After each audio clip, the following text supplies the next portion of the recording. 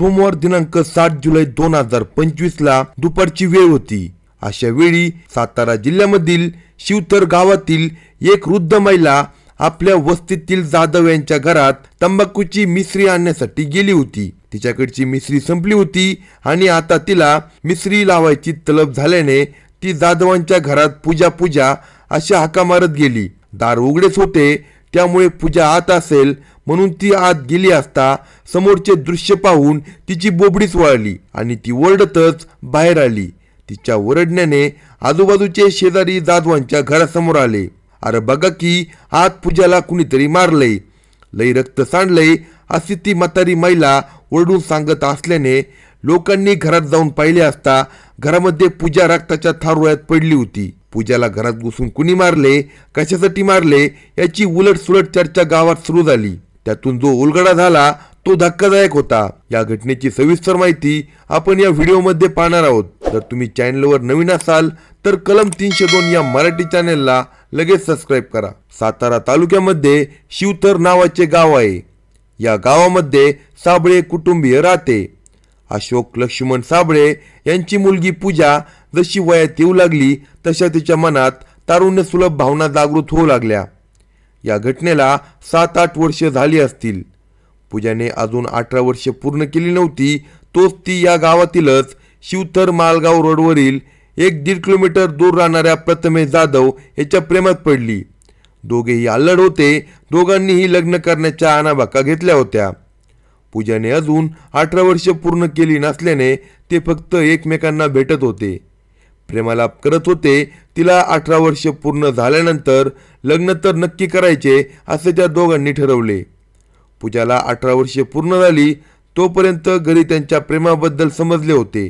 विरोधही झाला होता, पण हा विरोध झुगारून 2017 साली दोघांनी पळून जाऊन लग्न केले। त्यानंतर दोन्ही कुटुंबांमध्ये वादविवाद झाला। सातारा तालुका पोलीस स्टेशन पर्यंत प्रकरण गेले होते। दोन्ही कुटुंबांमध्ये चर्चा झाली, त्यामुळे कुटुंबामध्ये कटुता निर्माण झाली होती। दिवस जात होते। लग्नाला 1 वर्ष पूर्ण होण्याच्या आतच त्यांना एक अपत्य झाले। अपत्याच्या येण्याने दोन्ही कुटुंबाला आनंद झाला। आता त्यांनी प्रथमेश पूजाच्या नात्याला आनंदाने स्वीकारले होते। प्रथमेश जाधव हा कष्टाळू होता। तो वडिलोपार्जित शेती व्यवसायाबरोबरच दुग्ध उत्पन्नाचा व्यवसाय करून कुटुंबाचा उदरनिर्वाह करत होता। प्रथमेश जाधव याला एक भाऊ आहे, त्याचे नाव सागर असून तो कामानिमित्त पुणे येथे राहतो। सर्व काही व्यवस्थित चालू असल्याने हे दोन्ही प्रेमीजीव आनंदात होते। शिवाय घरचे लोकही आता खुश होते। मुलगा यशच्या जन्माने संसार पूर्ण झाला होता। यश आता मोठा होत जात होता। आता तो शाळेतही जाऊ लागला। पूजा आपल्या मुलाला शाळेत सोडायला जात असायची, तेव्हा तिची भेट या गावातीलच अक्षय रामचंद्र साबळे याच्या बरोबर झाली। दोघांची दररोज नजरानजर होत होती। एक दिवस अक्षयने तिच्याशी बोलण्याचा प्रयत्न केला। पूजालाही तो आवडत असायचा, त्यामुळे तीही खुश झाली।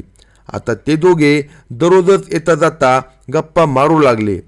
कधी कधी ते तासनतास गप्पा मारत उभे असायचे, हसत खिदळत असायचे।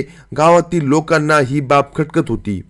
एक विवाहिता परपुरुषाबरोबर गप्पा मारते, हसते, खिदळते याविषयी ते चर्चा करू लागले।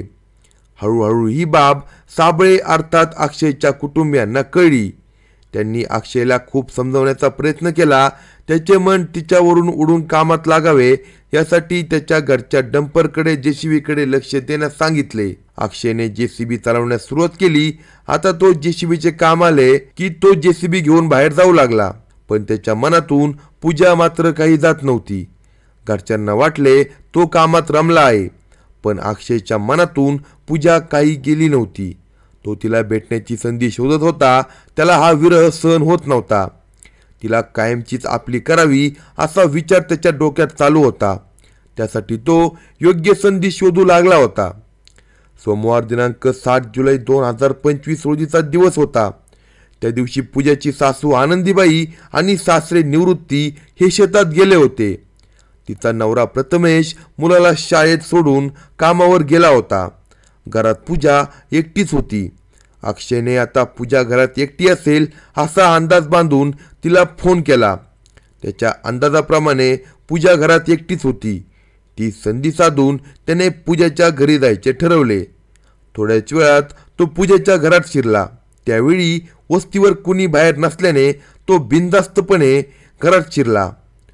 पूजालाही त्याला पाहून आनंद झाला. ते दोघे गप्पा मारू लागले.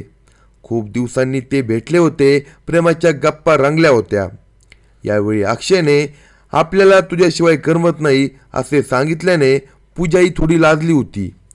थोड्याच वेळात अक्षयने तिच्या समोर एक प्रस्ताव ठेवला. तो तिला विनंती करू लागला की तू तुझ्या नवऱ्याला सोडून दे, घटस्फोट दे, आपण लग्न करू आणि संसार थाटू. पूजाला मात्र त्याचे म्हणणे पटले नाही. तिला हा संसार सोडणे जीवावर आले.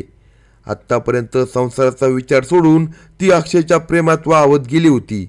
पण आता अक्षयने तिला हा संसार सोडून आपल्यासोबत राहायला चल म्हटल्याने तिला वास्तवाची जाणीव झाली आणि तिने सांगितले, मी माझ्या नवऱ्याला आणि मुलाला सोडून येणार नाही. जे आजपर्यंत चालू आहे असंच चालू ठेवूया, असं ती आता म्हणू लागली होती. यातून त्या दोघांमध्ये वाद होऊ लागला. अक्षय तिच्या या वागण्याने चिडू लागला.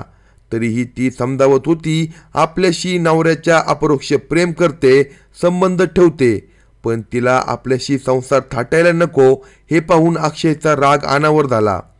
त्याच्या खिशात जेसीबीच्या वायरिंग कट करण्याचा फोल्डरचा कटर होता. तो त्याने बाहेर काढून काही काळाच्या आतच निर्दयीपणे सरकन तिच्या गळ्यावरून फिरवला. त्या सरशीतीचा गळा चिरल्याने त्यातून रक्ताच्या चिरकांड्या उडाल्या आणि थोड्याच वेळात ती मरण पावली. त्यानंतर अक्षयने तिथून पळ काढला. मिळेल ते वाहन पकडत तो मोबाईल स्विच ऑफ करून त्याने निरामार्गे पुणे गाठले. इकडे पूजा जिथे राहत होती त्या वस्तीवरील एक वृद्ध महिला तंबाखूची मिसरी आणण्यासाठी म्हणून पूजाच्या घरी आली. तिने समोरचे दृश्य पाहिले आणि आरडाओरड करायला सुरुवात केली. शेजारी पाजारचे पूजाच्या घरी जमले. कुणीतरी या घटनेची माहिती सातारा तालुका पोलीस ठाण्यात कळवली. पोलीस घटनास्थळी आले. मृतदेहाचा व घटनास्थळाचा पंचनामा करून मृतदेह पोस्टमॉर्टमसाठी शासकीय रुग्णालयात पाठवण्यात आला. त्यानंतर या घटनेची नोंद करण्यात आली. कलम 103 नुसार खुनाचा गुन्हा अज्ञात इसमाविरुद्ध दाखल करण्यात आला. पोलिसांनी घटनास्थळी येऊन पाहणी केली. पंचनाम्याचे सोपस्कार पार करत मृतदेह पोस्टमॉर्टमसाठी शासकीय रुग्णालयात पाठवण्यात आला. तसेच त्यांनी पूजाचा मोबाईल नंबर घेऊन त्या आधारे तपास करायला सुरुवात केली. गावात केलेल्या चौकशीवरून नेमका कोणी खून केला असेल याची कल्पना पोलिसांना आली होती. त्यामुळे त्यांनी तात्काळ तपासाला सुरुवात केली. गुन्ह्याचे गांभीर्य ओळखून पोलीस तपास जोमात सुरू होता. खबऱ्यांच्या मदतीने व तांत्रिक विश्लेषण करून पोलिसांना आरोपीचे लोकेशन कळाले होते. पोलीस पथक लोकेशन व माहितीच्या आधारे पुणे येथील स्वारगेट बस स्थानक परिसरातून संशयिताला ताब्यात घेण्यात यशस्वी झाले. कोण होता तो संशयित? अक्षय रामचंद्र साबळे असे त्याचे नाव होते. पोलिसांनी त्याला अटक करून न्यायालयासमोर उभे केले. पोलीस कोठडी घेऊन त्याच्याकडे चौकशी केली.